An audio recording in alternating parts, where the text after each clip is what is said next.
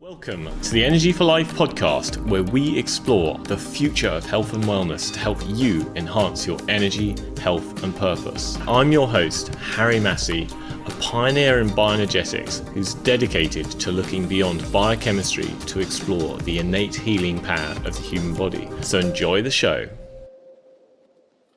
Well, today's podcast, we have a really special guest. It's with Dr. Bruce Lipton. Now, everyone, or not everyone, but a lot of you will have heard of him. He was originally an eminent cell biologist who, I guess, probably went a bit rogue, if you like, and left the normal university system and became a private researcher and just a major educator in what you could call, the space of cell biology, epigenetics, quantum physics, applications of quantum physics to biology, and also mind-body medicine.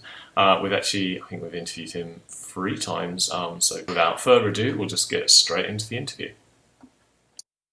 Yeah, well, I just want to start with a really basic question. So, how are viruses created? Because a lot of people think this. I don't know where they think a virus is created, but I don't think they realize it comes from a cell in the first place. and like, it's not necessarily this huge scary thing. So, could you just describe what a virus is and how it's created? It's really interesting because a lot of people say that we can kill a virus, and the problem is a virus was never alive, so that's already a problem. The virus is the exact equivalent of a thumb drive or memory stick for a computer. So think of your computer, it's a processing mechanism, but you can take a memory stick, plug it into the computer, and then take information and shove it into the computer, okay? A virus is the equivalent of a memory stick that plugs into the surface of a cell and deposits in it memory that the cell will use. So a virus is changing the program of a cell. Is it alive? I say, no, it's no more alive than a memory stick. It's a capsule with nucleic or some kind of information.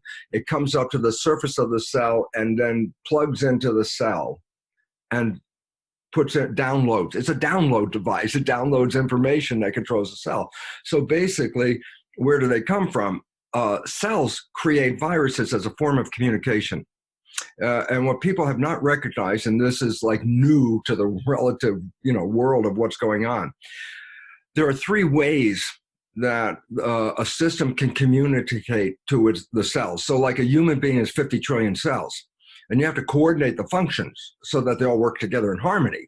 I say, well, how do you coordinate? I say, well, the nervous system sends out information for coordination, but then I go, but the nervous system only connects to a small percentage of 50 trillion cells. So I say, well, how else does the system control itself? I say, it releases hormones and growth factors and emotional chemicals in the blood, and then those are sent to all the cells. I say, yeah, that's how you can coordinate this community. But then I say, there were very specific instructions that you can't fool with. And these are 2 different instructions. One is divide more, create more of your cells. The other one is die and kill some of your cells, because we can regulate the population of different kinds of cells. I said, well, how would you deliver a message as important as live or die, multiply or die? And I say, you can't release it to a hormone. That would go everywhere in the system. The nervous system couldn't send that information because it's not connected to a very large population of cells in the first place. It turns out viruses were created in the earliest stages of evolution. Bacteria could talk to each other by physically touching each other, like nerve cells, and sending information from one to the other. Bacteria could also release like hormones or information in, like chemicals into the fluid around them, and the other bacteria will pick up the information. But it had to become very specific. A virus is like a zip-coded information stick, and it only goes to the cells that are coded for on the surface of the virus. So there are what are called receptors on the virus that plug into the receptors on the cell, and the receptors are specific. Which type of cell? If this is a muscle cell and this is a virus going to a skin cell, they don't work. But if this is a skin cell and this is a virus for a skin cell, then they plug in. So the point about a virus is it's not alive. It's a device to carry information to download into another cell, and the cell that is going to download the information to is determined by the surface plugs or receptors on that virus.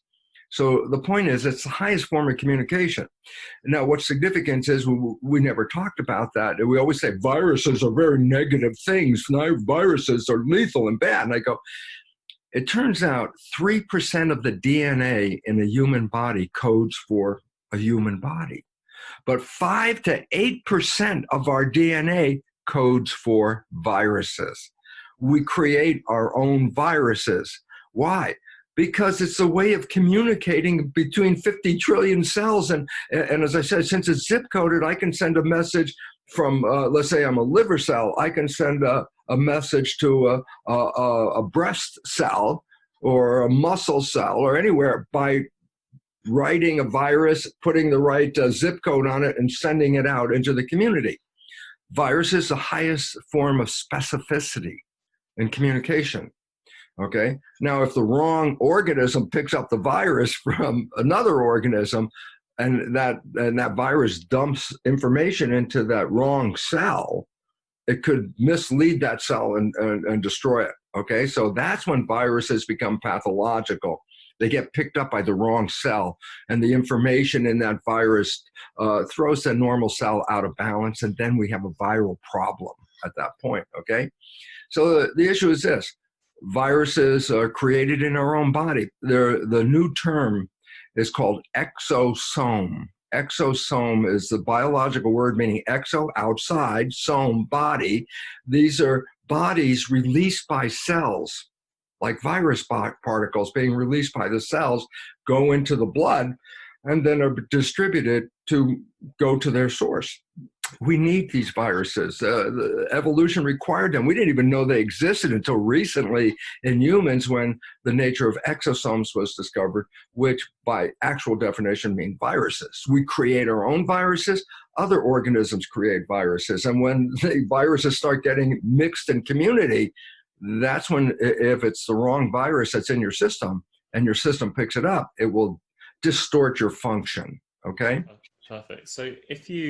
So for instance, let's say we went into a very smoggy, smoky area and we were inhaling a load of toxins. Yeah. Would our chest cells then go, oi, there's a problem here? They start excreting exosomes that can then be caught by someone else. The next person knows there's an environmental problem, and they're automatically getting a signal to sort of upgrade their lungs. That is the standard conception that if a virus infects my cell, one of the information packages in that virus, one of the information packages is to have that infected cell create more of the viruses, okay?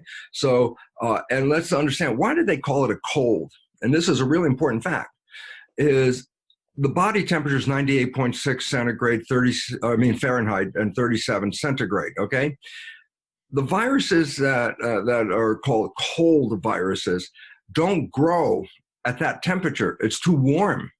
So I say, well, then where can they infect you? And I say, the respiratory system is bringing in cold air from the outside.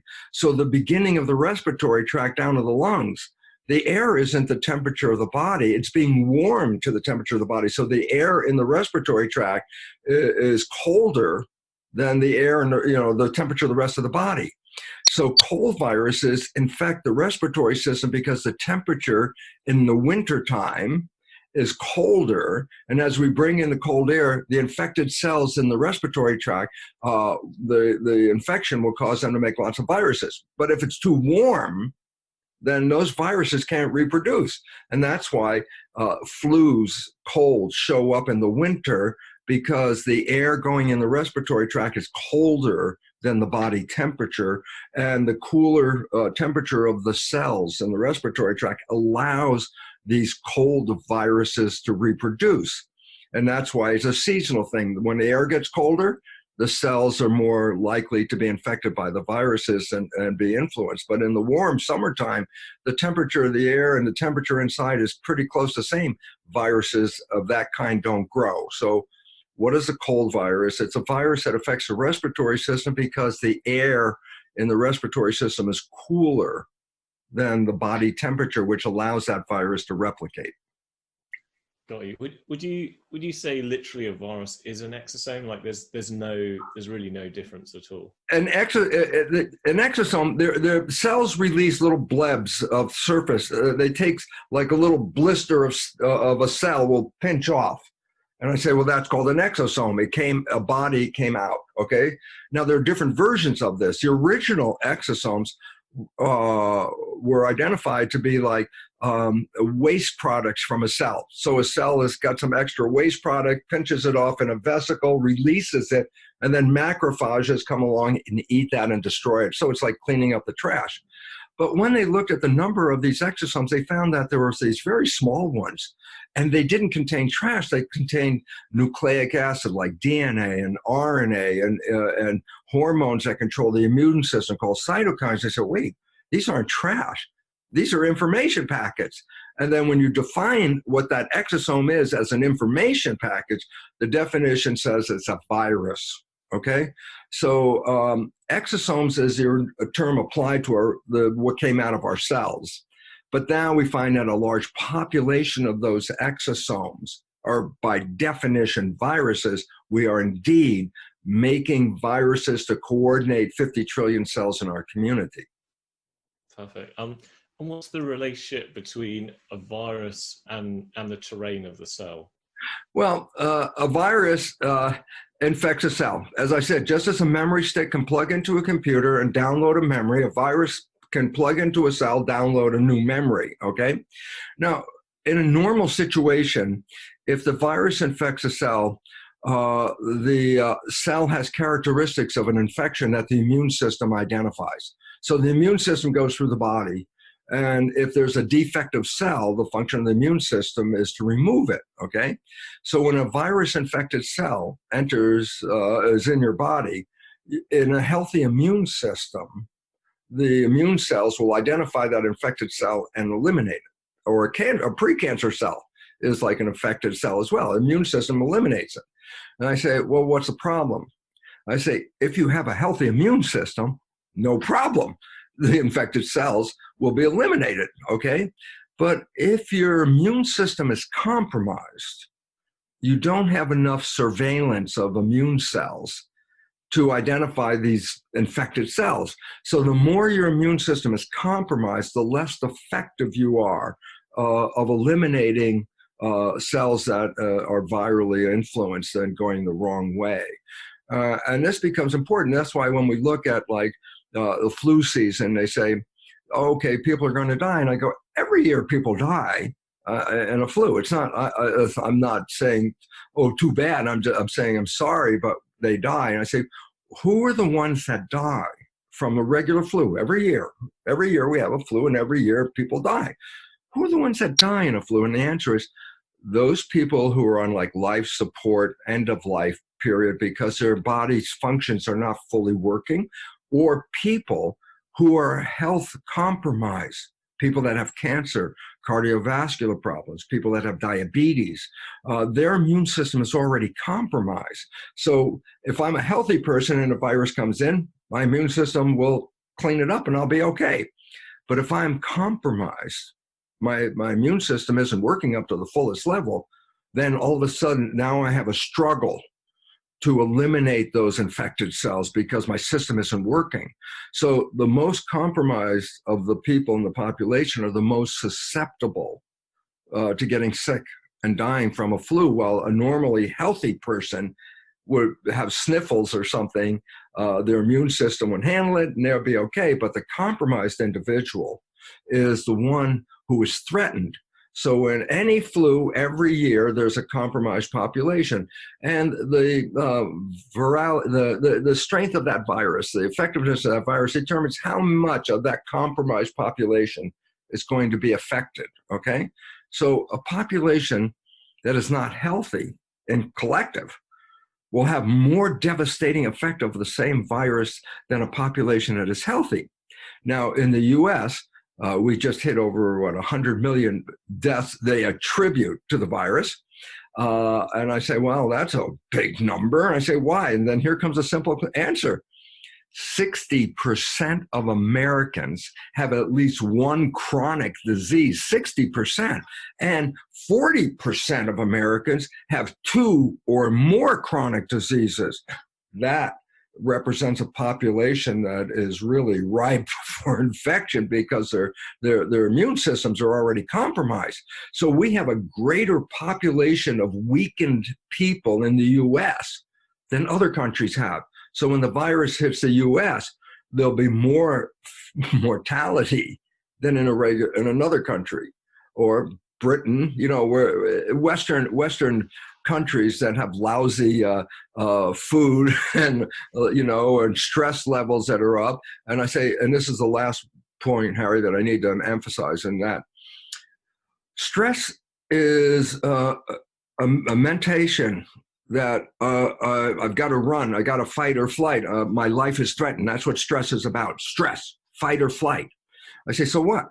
I say, the blood in the human body contains the energy. If you want to run, you got to put blood into the legs because that's where the energy is coming from.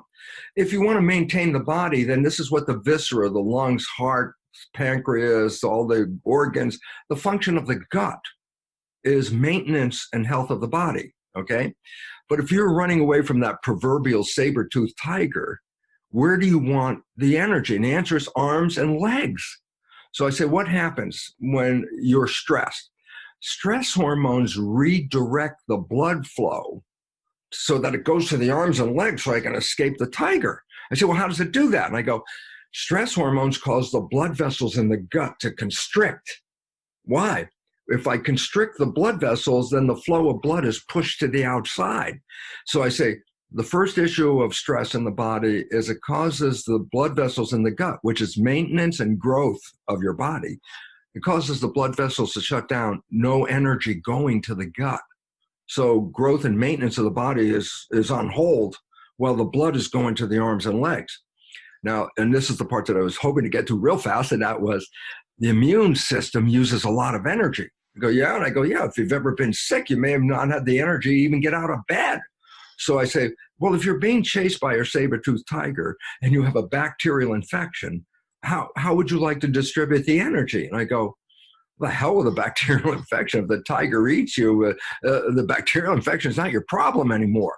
So this is the most important point now.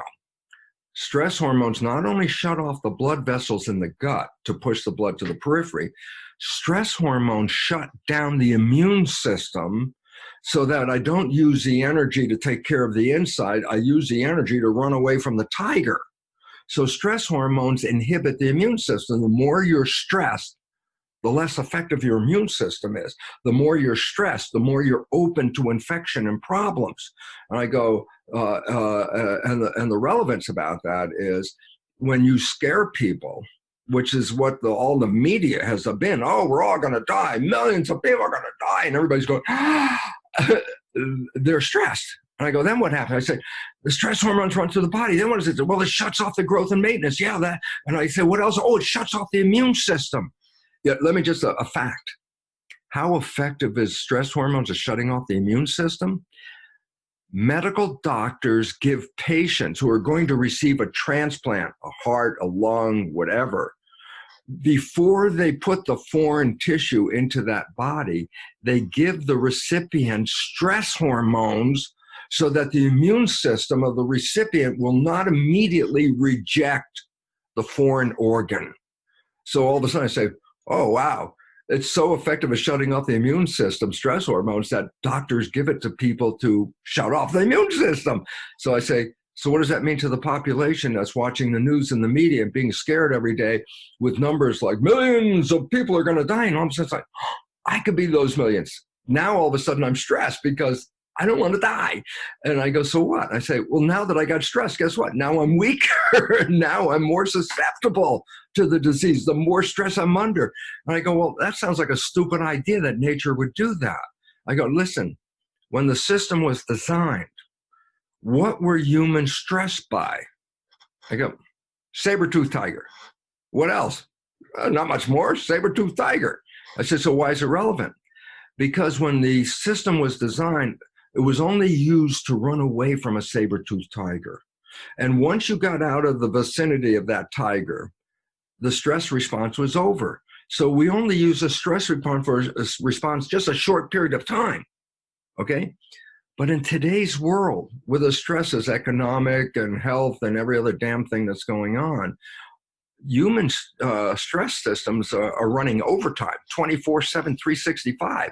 That means we are continuously shutting down our growth and our immune system because of chronic stress is what causes illness. And an important fact is this: less than 1% of disease is connected to genetics. Over 90% of disease is stress related. And all of a sudden, it's like, God, if we could remove the stress, we'd all be healthy people. I go, and now the stress is worse with all the media. We're all going to die.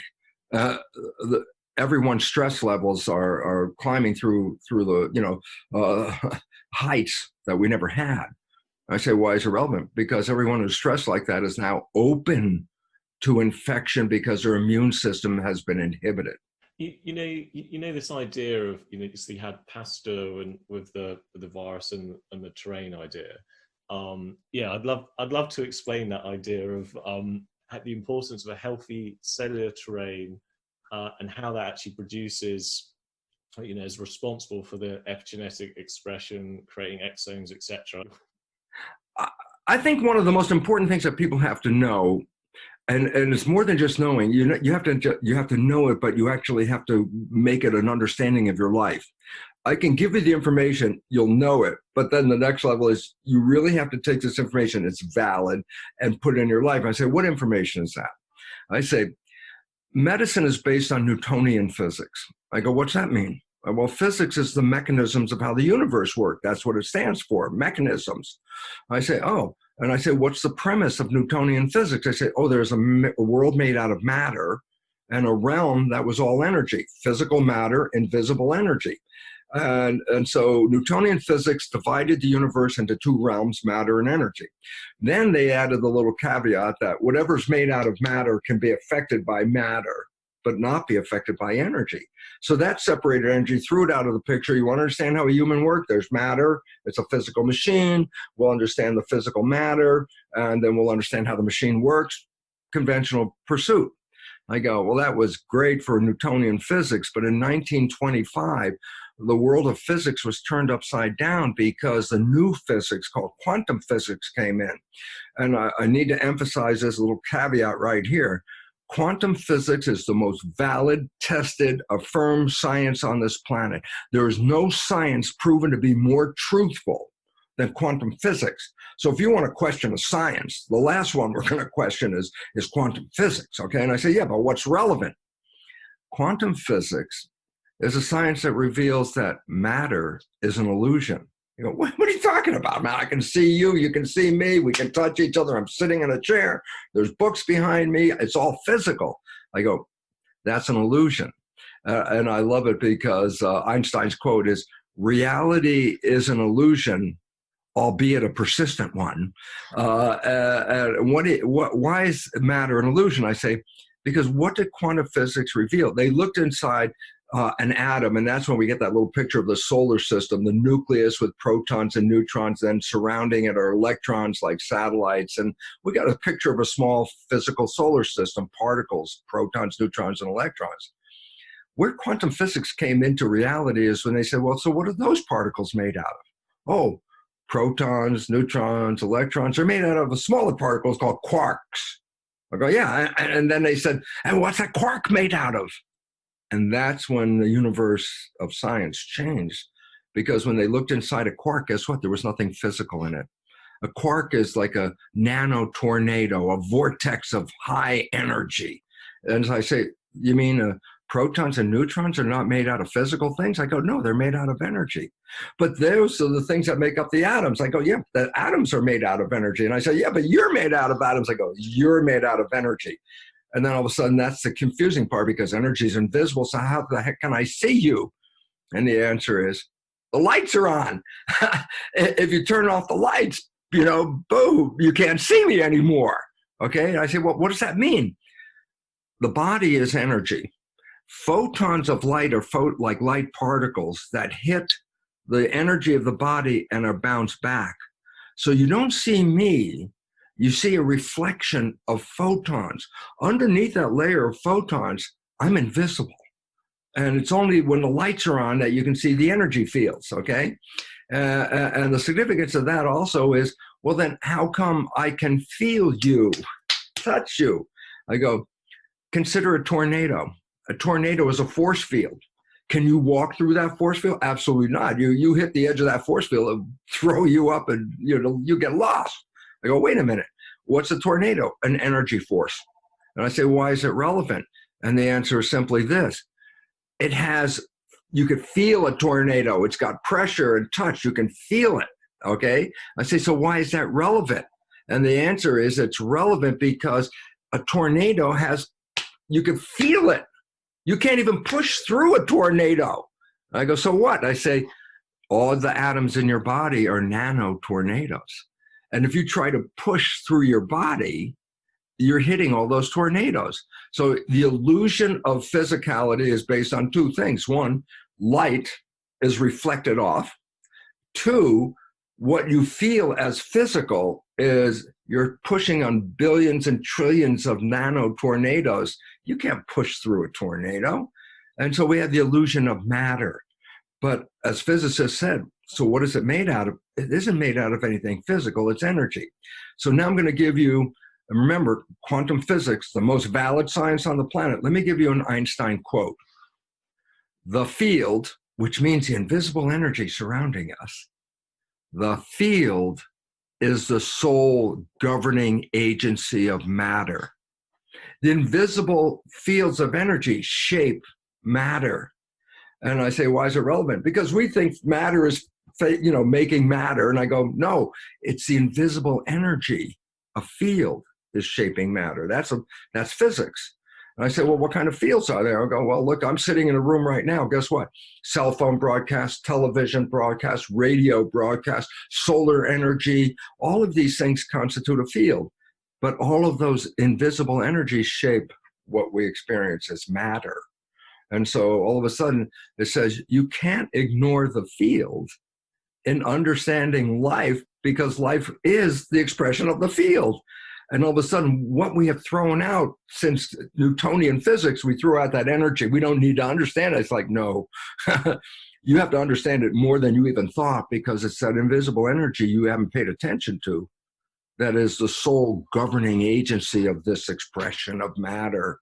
And so the fields we are in are what shape who we are. And people can feel these fields. It's fields of vibrations. You could say, yeah, there are different kinds of vibrations. In our human system, we can distinguish what are called good vibes from bad vibes. I go, what does that mean? Energy that enhances who we are, good vibes, or energy that suppresses who we are, bad vibes. And that's how we understand how our life is going. Are you in good vibes or are you in bad vibes? And why is it relevant? I don't care about the physical structure you have. It's only the end result of the influence of the energy around us. And then consciousness turns out to be one of the primary energy fields. Our thoughts are shaping us and what we experience. Our thoughts are creating this. And you go, well, what do you mean? It's because quantum physics, most valid science, principle number one, and that is that the field is governing who and what we are. Consciousness is creating our life experiences. That is the principle of quantum physics. I say, why? If you change consciousness, you're changing the field. And therefore, you are generating your own field. And I go, yeah, if I put wires on your head, it's called electroencephalograph. I could read your brain consciousness. But there's a new device, and this is important. It's not electroencephalograph. It's called magnetoencephalograph, MEG, not EEG. I say, why is it relevant? Magnetoencephalograph reads your brain function. I go, yeah, but what's unique? The probe is out here. It doesn't even touch your head. I go, what does that mean? Stop for a second. Your thoughts are not contained in your head. Your brain is attuning for it. It's sending out vibration. Now, you could send out positive vibrations that enhance your life, good vibes, or you could send out negative vibration that will cancel your life. Positive vibrations enhance your energy. Negative vibrations cancel your energy. That's the difference between good vibes and bad vibes. So what field are you in and what field are you generating? This becomes the source of, well, how's your life going? We look at the physical body and it's not working down here. Oh, I got cancer. Oh, this is bad physicality, right? So we're going to cut out the cancer cells and throw them away. And then now I'm better. I got rid of the cancer cells. And then what do? They get the cancer again. And why? The cancer is not the problem. The cancer is a symptom of a problem, a consciousness that is not working in harmony with the body. I say, why is it relevant? I can remove all the cancer cells, but if I don't change the consciousness, the cancer comes back again. Because we look at the cancer cells as a problem. I say, no, they're just responding to the field. We are generating that field. And all of a sudden it says, oh my goodness, and my consciousness is precipitating my illness. And this is why I say, only less than 1% of illness is even connected to your genetics. The rest is consciousness and stress. That is what's shaping who we are. Perfect. Do you see water as something special that's more sort of responsive to field? What is water? What's unique about water? And the answer is this: water molecules have a positive and negative sides, and positive and negative attract each other. Okay, at room temperature, the water molecules are floating around, but they form loose assemblies. There's actually crystalline water, but you can't see it. And I said, what do you mean? I said, well, the molecules of positive and negatives are all lining up. And when you freeze water, then the positive and negatives line up and it's a solid at that point, the water molecule solid. I say, so what? I said, well, between the water molecules, when they come together, it's called hydrogen bonds. The energy of the negative area of one molecule is attracted to the positive area of the other water molecule. Water has positive and negative, and they start to assemble, okay? I go, so what, are they physically connected? I say, no, they're energetically connected. I go, so why is that? I say, if you put something in water that carries information, the water can pick up the energy of that molecule, let's say a drug, and because a drug isn't physical either. You know, you go back, oh, here's the chemical drug. I go, it's not the chemical, it's the energy in that chemistry, quantum physics. And I go, so a molecule is an energy field. And water molecules, when they come together with hydrogen bonds, energy from one is connected to the energy of the other. So one water molecule can pick up an energy field and then through hydrogen bonding connect it to the other water molecule. This is the basis of homeopathy. I put a chemical into the water. The energy of the chemistry is into the water molecules. I keep diluting it out so that the physical particles are gone. But guess what? The energy in the water being connected from one molecule to another is sending energy all around of what? The molecule that doesn't even exist there anymore. It's holding on to the energy of the molecule. So homeopathy is using the energy of a drug, not the drug, but the energy of a drug, because when you dissolve that drug in water, the water picks up the information as energy, and then the water circulates that energy for all the other water molecules as they come together in that positive, negative hydrogen bonding effect. So water carries information. Even if the drugs are gone, the energy is still in the water. So now when you get back to your understanding, well, what's the influence of water? I say, what kind of energy field are you in? Because the water is going to pick up that energy. And if it's a negative energy field, then that's not going to really support your life. Why? Energy is life. We are energy beings. When we have energy in our beingness, we have life. If we lose energy in our beingness, we lose life. And that's why organisms are designed to always look for higher energy, because when you get into a higher energy, you're feeding yourself energy, you got more power. But if you're in a negative place, you're losing energy, and then you're losing your power. So water contains information that it picks up from the field. And the water is surrounding every molecule in your body. Every water, proteins are surrounded by water, DNA is surrounded by water, because water is like a sleeve around everything that we think is physical. There's water. So the water is also the carrier of information. And when we ignore that, that's where the problems come in. This is why homeopathy got a bad rap, because drug companies sell drugs. They don't sell energy because they can't. And so if anybody can heal with an energy, what do you think the drug company is going to do? Get rid of them. Why? The drug company is a corporation that makes money. They sell drugs. If you could heal yourself with energy, pharmaceutical company got no money, because they can't put energy in a tablet. Okay? They can't sell it to you. And so as a medical scientist and researcher and professor in a medical school, I can tell you there is pressure always from the pharmaceutical industry to eliminate any idea of energy healing, in spite of what quantum physics said. And it's simpler, because if you can heal with energy, why would you buy the drugs? Obviously, you're an incredibly independent thinker. Well, I don't have a government grant that they can take away from me. Yeah. I'm not at a university that they can say, oh, okay, eliminate him from the university. I did my university stint. People say, oh, well, after you left the university, you're not a scientist anymore. I go, oh, that's a bunch of BS belief system. For the simple reason is this.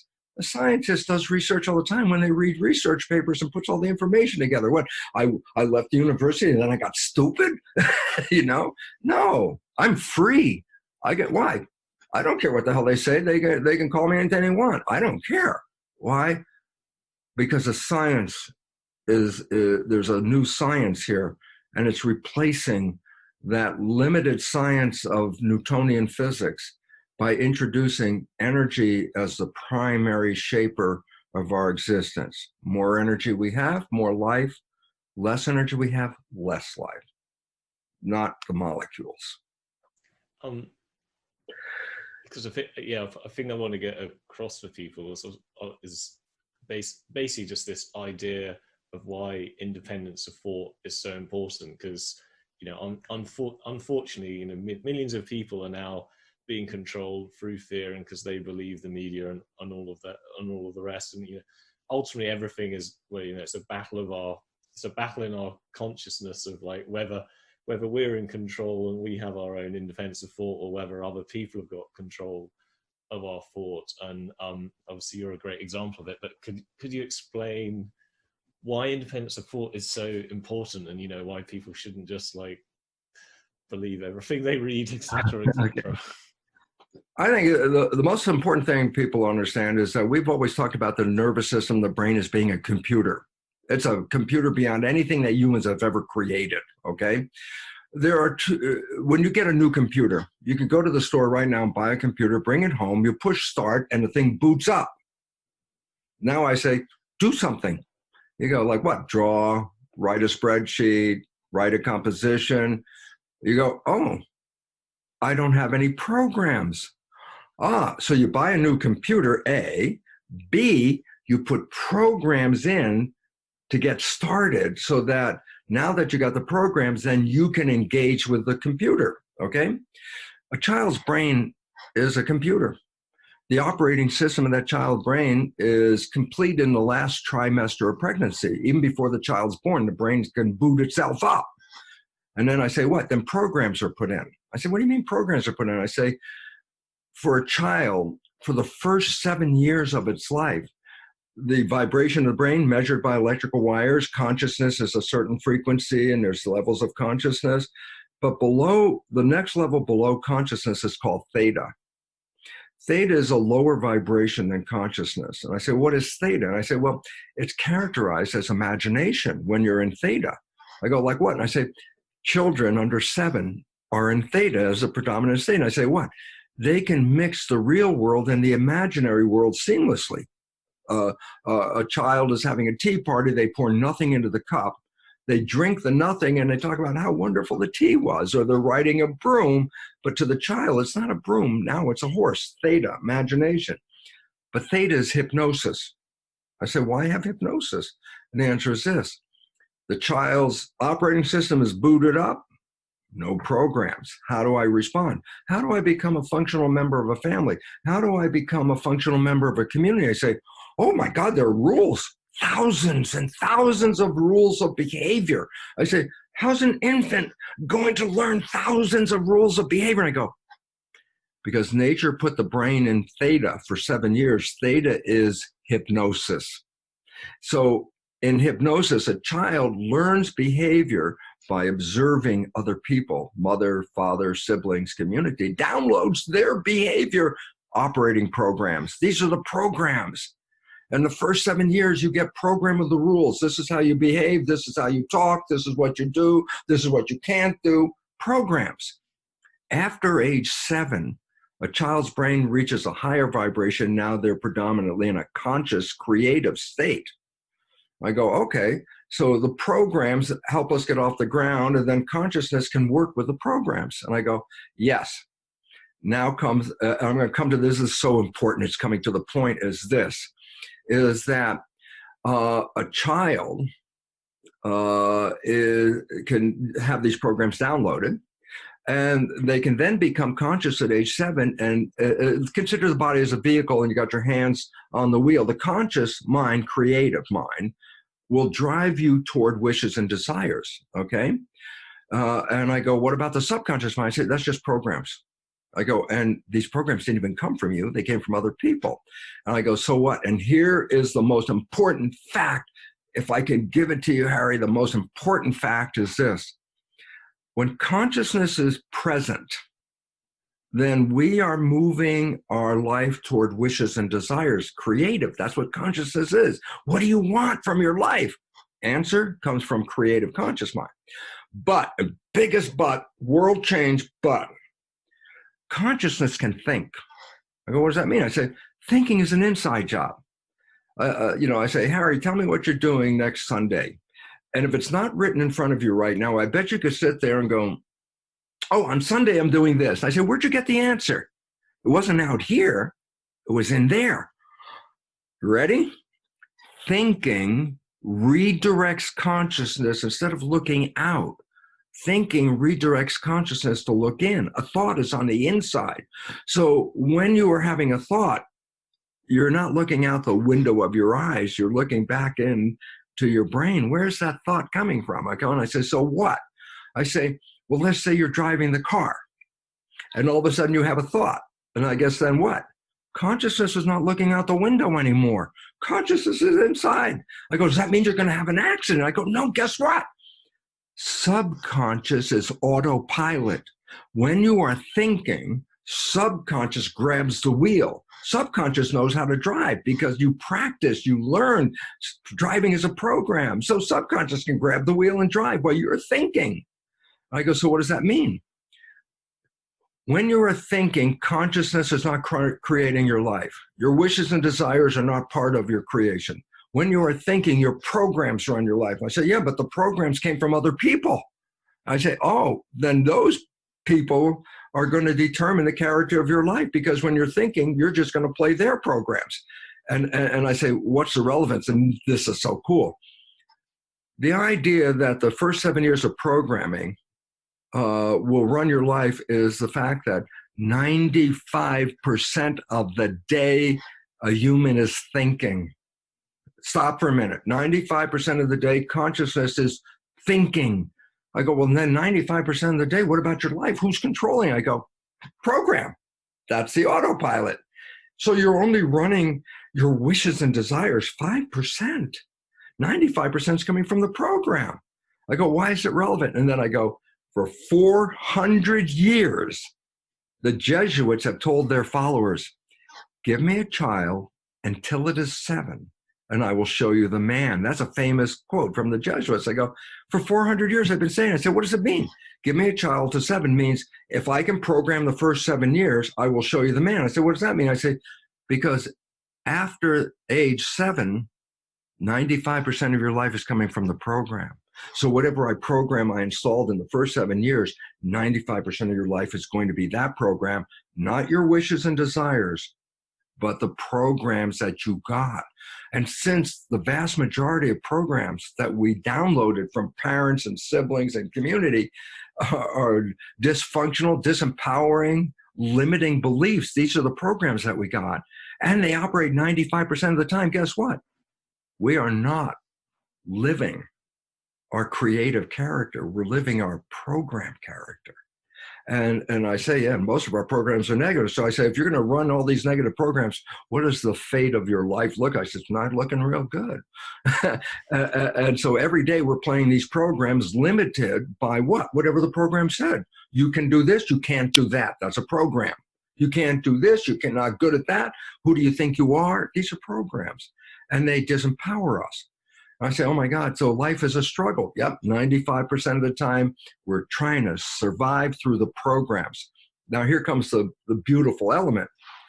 What if you stop playing the programs? I go, what do you mean? I say, what if you kept your conscious mind present and didn't think? I said, if you kept your conscious mind present, then your consciousness is driving toward what? Wishes and desires. The Matrix is not science fiction. The Matrix is a documentary.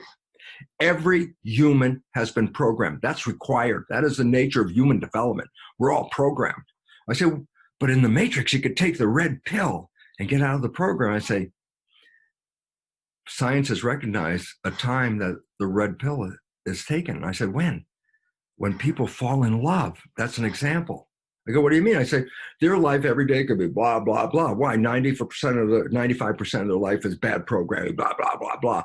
They meet somebody, and 24 hours later, they're going, wow, life is beautiful. I'm so in love. The food's great. The music's great. The world is beautiful. Even the lousy job is okay. I go, wait a minute. Your life was blah, blah, blah every day, and then in 24 hours, you have heaven on earth? What happened? Science has recognized an important fact. When people fall in love like that, they stop thinking. They stay present. They stay what is called mindful. I said, what does that mean? Well, if you're not thinking, then you're not playing the program. If you stay mindful, then your creative wishes and desires are going to be running the program. That's how people can come from a blah, blah, blah world, and in 24 hours, stop playing the program, start creating with conscious wishes and desires, and what they create, heaven on earth. I said, so what's the issue? I said, well, heaven on earth was here all the time. It was the damn programs that kept us from doing it. Stop playing the program, and health and happiness and joy and everything come into your life. We've been programmed. How do you stop playing the program? Well, you stay mindful. That's what happened when you fall in love. You stop. Mindful means, look, you've been looking for, let's say, falling in love. You've been looking for a partner your whole life. They show up. Is this the time to think? I go, no. This is time to be there and enjoy that presence. I say, so what does that mean? You stop thinking. In a Buddhist term, it's staying mindful. I say, well, if you're not thinking, then consciousness is still holding the wheel, and it's driving you toward what? Wishes and desires. Okay? And this is called the honeymoon. What is the honeymoon? That most beautiful piece of life. I say, how'd you get that? After a life that sucks every day, you got honeymoon. I say, it is the first time in your life you stop playing programs and start creating fully from your conscious wishes and desires and manifesting them. It's always been there. It's only the programs that have gotten in the way. And everybody's been programmed. So now the idea is, well, here's the hard part for most people. What are my programs? I say, why? Well, I was being programmed, you said, in the last trimester. Okay, I was programmed when I was 0. Harry, do you remember the program you got when you were 0? No. Do you remember the program you got when you were 1? Nah. 2? Nah. And all of a sudden you realize, guess what? You've been programmed. You haven't even no idea what the programs are. I go, then how do I know what the programs are? And the answer is, look at your life. I say, what do you mean? And the answer is simply this. The things that you like that come into your life are there because you have programs to acknowledge those things. But, and there's the big but, those things that you want to create, wishes, desires, aspirations, if you have struggled in trying to obtain your goal, health, relationships, job with money, whatever these things are, if you're having trouble and you have to work hard, stress over it, put a lot of effort into it, sweat over making that wish come true, why are you working so hard? And the answer, and this is the cool part, because the program you got inevitably doesn't support that solution. So you're trying to override a subconscious program that's working 95% of the day by working harder. And it's like, no, that's not the way to do it. The way to do it is to go rewrite the program, and then everything will come to you. And this is what we have to learn at this time. We all have been programmed. Most of these programs are disempowering, self-sabotaging, and limiting beliefs that these operate 95% of the day, and our life is a printout of our programs. And I say, and if you stop playing the programs, the consequence was heaven on earth, the wishes and desires manifest. And all of a sudden it's like, oh my God, just what quantum physics said, consciousness is creating our life experiences. If you have negative programs as negative consciousness, then you will manifest that as well. And let me close this discussion with a story I've been telling in lectures for 33 years, the same story. Still looking for another one that might be good as or better, but here's the story. Most of us at some time had a friend, and we were very close to our friend. We knew our friend's behavior very well. And we also know our friend's parent. And one day we see our friend has the same behavior as their parent. So you want to tell your friend, you can't wait. You go, hey, Bill, you're just like your dad. Back away from Bill. The moment you say that, Bill's going to go ballistic. How can you compare me to my dad? I'm nothing like my dad. And people laugh because they've experienced it. I go, that is the most profound story I can tell you at this minute for this reason. Everybody else can see that Bill behaves like his dad. The only one who can't see it is Bill. I say, well, explain that. I go, yeah, easy. He downloaded the behavior of his dad in the first 7 years of his life by observing his father, and through theta, downloading that behavior into a subconscious program. I go, yeah, so what? I say, but when, excuse me, when Bill is thinking, he's not creating with his wishes and desires. He is now creating his life with his program, because his consciousness is not looking out. His consciousness is looking in for thoughts. I say, so what does that mean? When Bill is thinking, his conscious mind is redirected to thought, and his life is now controlled by subconscious programs. I go, yeah, so what? I say, he's not looking out when the program is playing. He's thinking. I go, so why is that relevant? I say, Bill doesn't see his own behavior, but everybody else does. I go, but it's not his behavior. What they're seeing is the program that he got from his father. Now, if his father's program is disempowering, then what does it mean? Then Bill is going down the street, having thoughts, playing disempowering programs. And what does Bill, when it comes to conscious recognition, see? His life isn't working the way he wanted it to work. And I go, why is that relevant? And I say, what thought would be in Bill's head now? And the answer is this: I wanted to be successful. I'm not. It must be out there is the problem. I am a victim because I wanted to be successful, and look, I'm not. So other things are inhibiting me. And it's like, no, Bill. When you were thinking that 95% of the day, the programs that you got from your parents sabotage you. You didn't see it. And therefore you feel you had no involvement in the creation that resulted. The fact was, no, you created this with the programs that were playing when you didn't see it. And I go, so why is it relevant? And here it is. We are all Bill. Every one of us is doing that every day. 95% of our life is not coming from wishes and desires. It's coming from the programs. And it's the limiting programs that have disempowered us. And I said, and how do you know that? And I say, because the moment you stop playing the programs, you will manifest heaven on earth, your wishes and desires. We have to stop blaming the world and start recognizing we are the creators. But unfortunately, 95% of the creation's going on without us even seeing what the programs are. Because when we're thinking, we don't observe our own programs. Like, Bill, how can you compare me to my father? I'm nothing like it. I say, only if you could see yourself, would you see that you're like your father? And I say, well, so where are we now? And the idea is this: you want heaven on earth? Then start recognizing we're not victims of outside forces. We're victims of programming. And if we take that red pill, we get out of the program. And the result of getting out of the program is the honeymoon, heaven on earth. So I've got a subtlety. Well, it's just a curiosity. So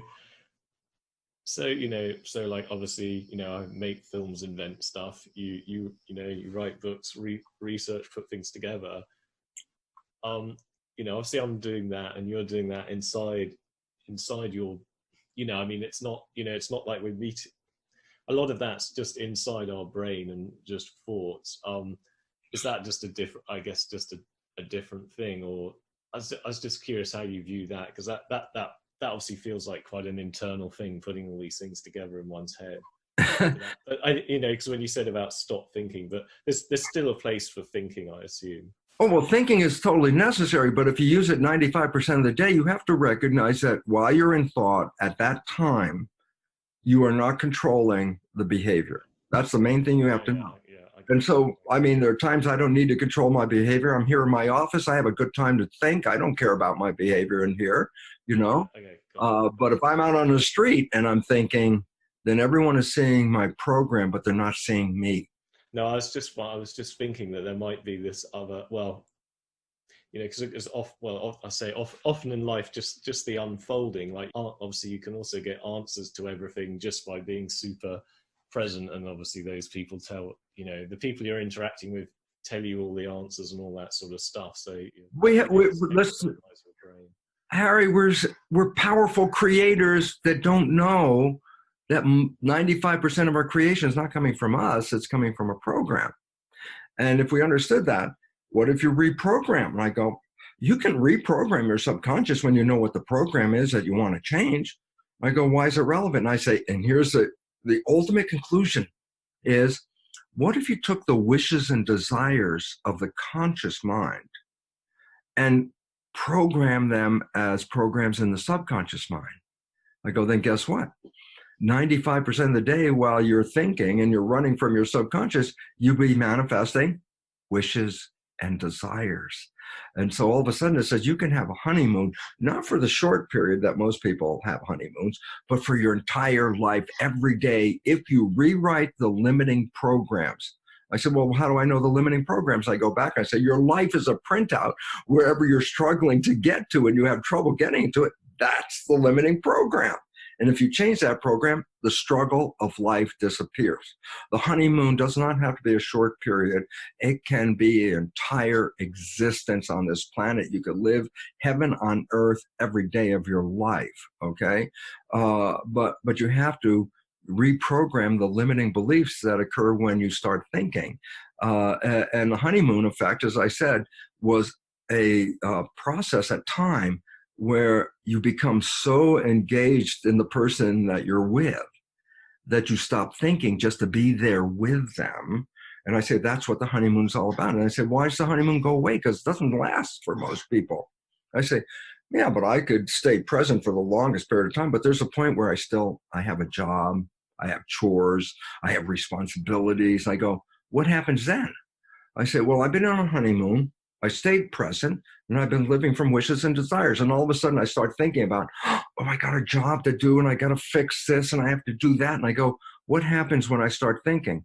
The behavior that comes out of me is not the honeymoon behavior. It was all those behaviors that were in the subconscious that weren't any good, that didn't play for the honeymoon. My partner never saw my bad programs. Why? I didn't play the programs because I stayed conscious. I stayed mindful. But once I start thinking, then my behavior is not coming from wishes and desires. It's coming from my program. So my partner and I are in a honeymoon. I'm thinking.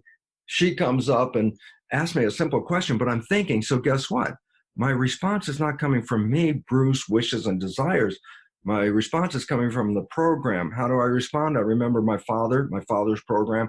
I respond like my father to my partner. And that was not a good behavior. I wouldn't want to model my life after my father's behavior like that, but I am. And what does it mean? I'm thinking, she asked me a question. The answer is not coming from my creative wishes and desires. It's now coming from subconscious. She sees my father's behavior, which is negative. And then the typical phrase that results from that interaction is she looks at you and goes, who are you? Where did that come from? And the simple reality is the first time in your honeymoon period that you start to bring up the negative programs that haven't played, and now your partner is exposed to these negative programs. So that's not the person I fell in love with. That's somebody different. And they have to compromise. And when the compromises come into a honeymoon, the joyous juiciness of that heaven on earth honeymoon flattens out. Now it becomes more like everyday life, and you're playing your stupid programs, and the honeymoon doesn't exist anymore because you're not creating now from your wishes, you're expressing the programs. Perfect. All right. I'll just ask you one more question.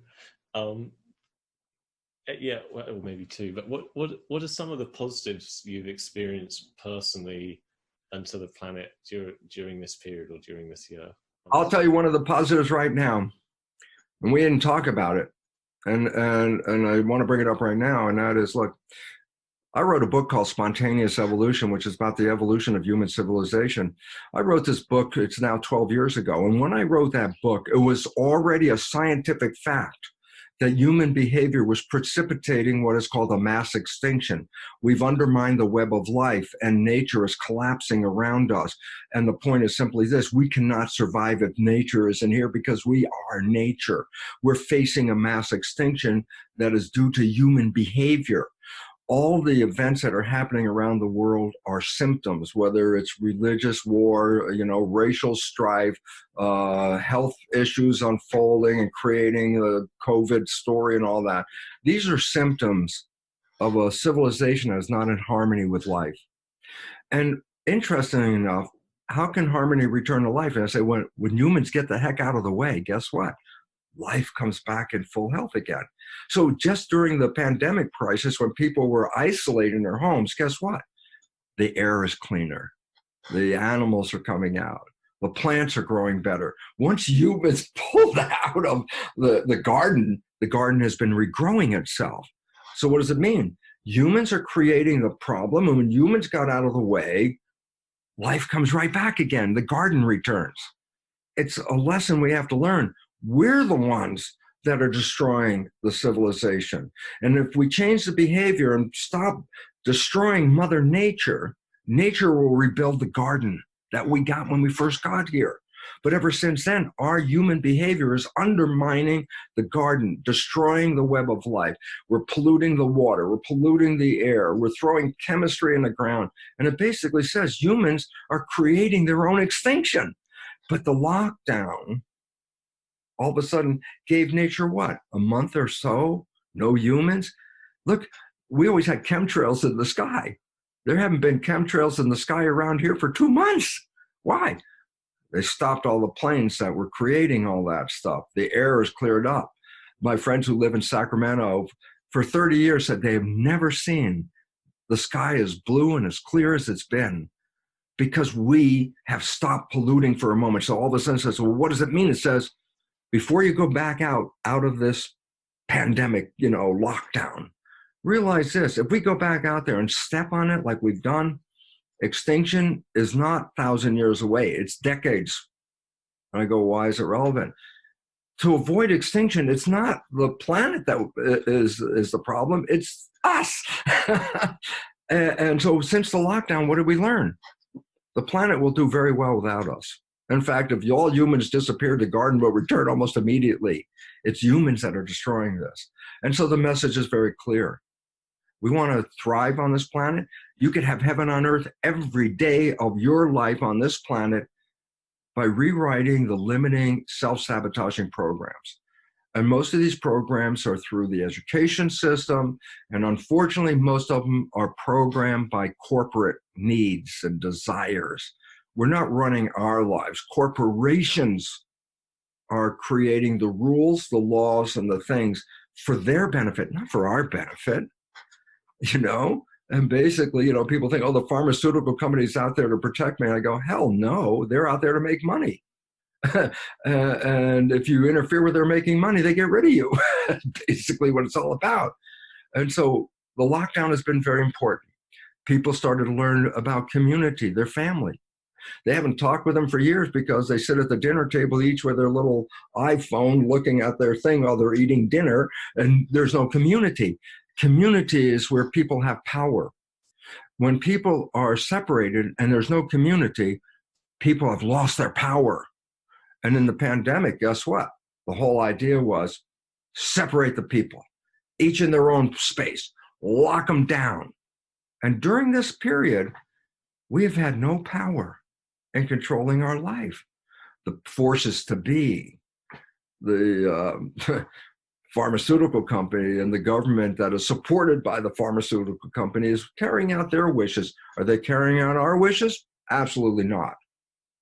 And the idea is, this was a moment of stop, reflect, think, learn that your family is your basic community, and that when the families of others come together, people start to have power in creating the world that we want.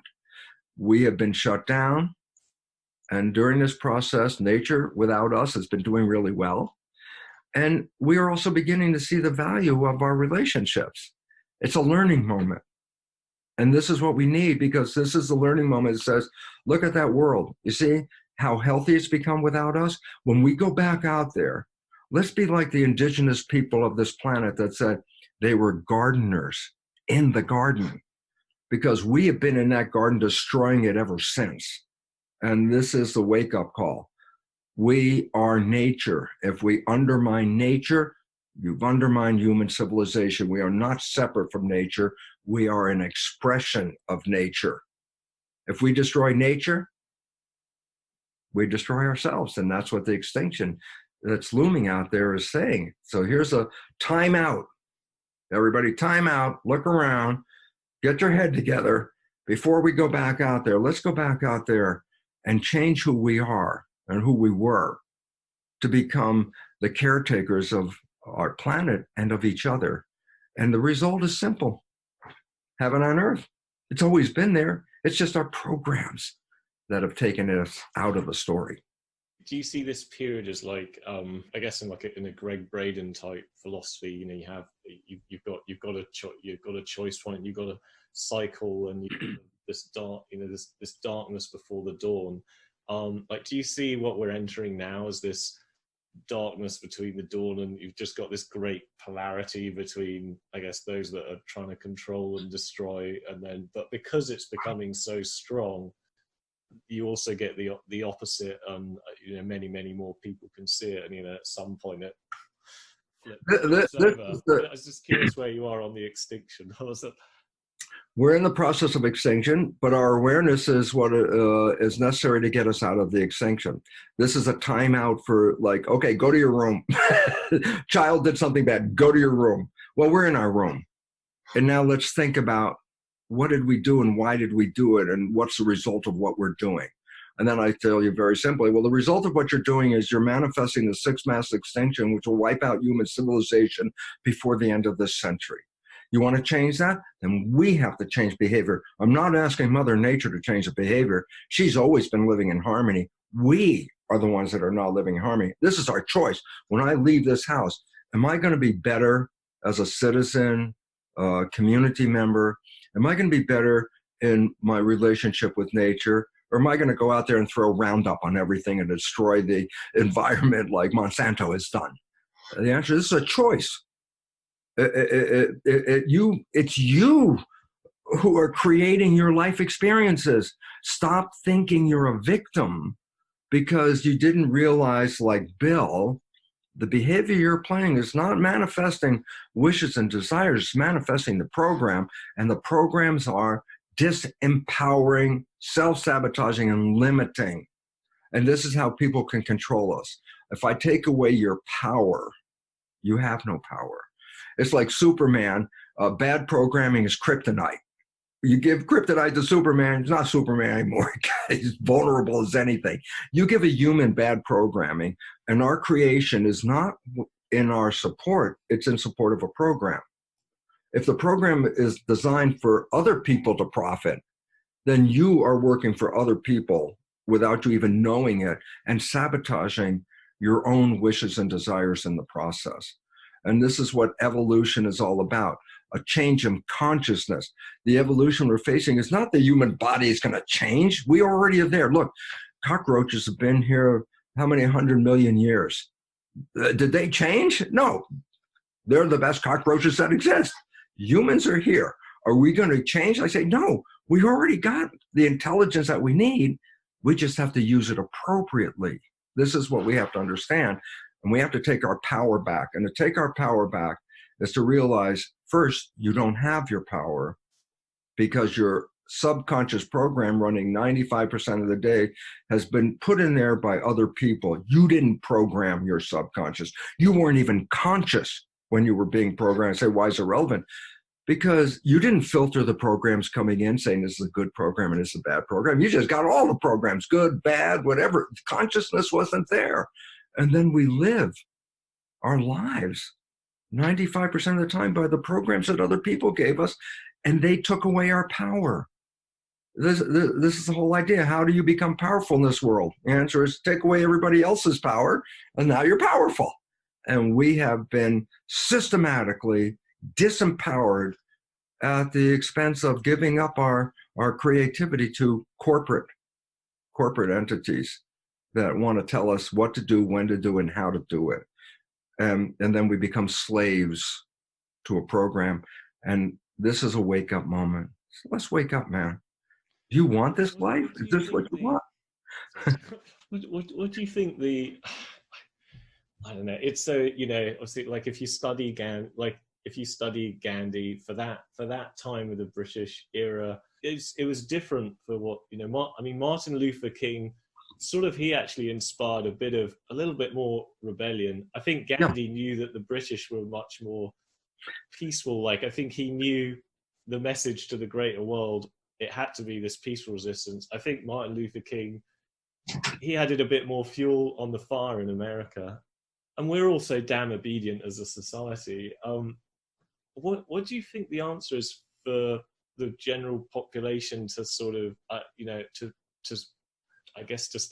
to stand up? Is it like peaceful resistance, or is it a bit more? I mean, I was just curious what, like, I'll give you a point of view. What's the answer to this? A famous saying that everybody's heard, and most important saying is this: knowledge is power.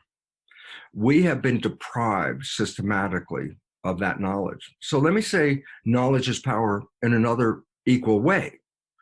A lack of knowledge is a lack of power. And we have been programmed with misinformation that I'm a genetic automaton. My life is not under my control. It's under the control of my genes. And I go, that's BS, belief system. Because the truth is, epigenetics reveals that we are controlling our genes. And yet I programmed doctors when I was teaching in a medical school to tell them and their patients that genes are controlling their life. But once I started to do my research and started to reveal that the cells were controlled by the environment, not by the genes, then I realized, well, wait, if the environment is controlling the genes, then I am the one that's manifesting the environment. I'm the one that is controlling my genes. And all of a sudden I said, wait, I'm not a victim of my genes. I say, no, you're a victim of your programming. And if you change your program, change your environment, you can get your power back. So what was the point? When I believed genes control me, I was a victim. Somebody else heal me. But epigenetics says, no, I control my genes.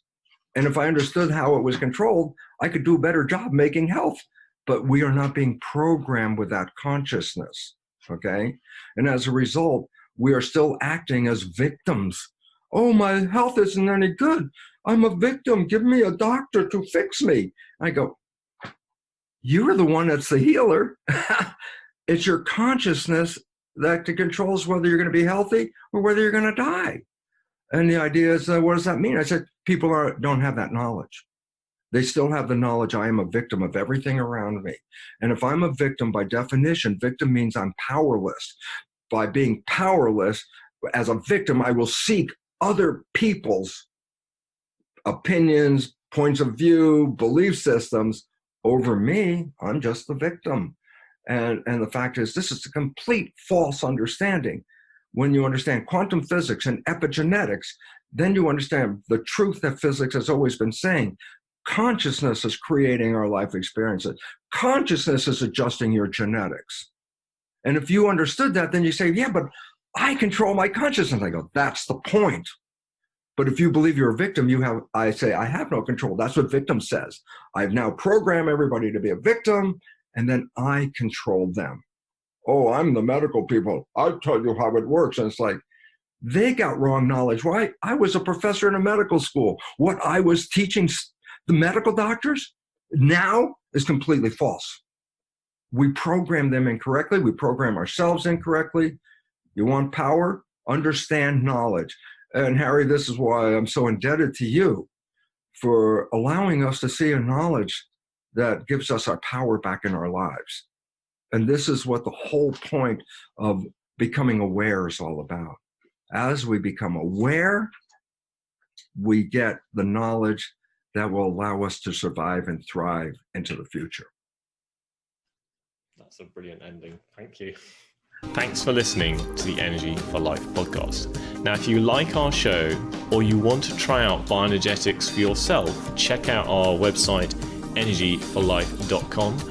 Or if you're a practitioner who wants to try out the system on a trial in your clinic, go to neshealth.com. Looking forward to you joining us on iTunes or Spotify. If you enjoyed the show, please take the time to rate, review, and of course, share. Thank you, and see you again soon.